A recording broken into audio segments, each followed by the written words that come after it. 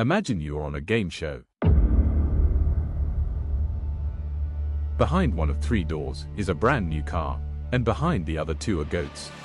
And you're asked to pick the door that has a car behind it. Suppose you pick door 1. The host, knowing where the car is, opens door 3 and reveals a goat. Now, there are 2 unopened doors left, door 1 and door 2.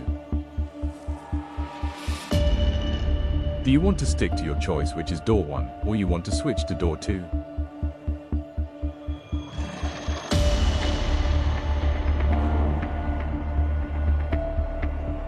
If you stick to door number 1, you are most likely to get it wrong. I will tell you why.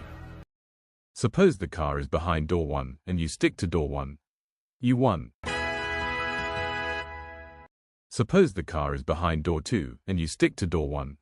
You lose. Finally, suppose the car is behind door 3. You pick door 1. The host reveals door 2. Switching wins again, and you lose.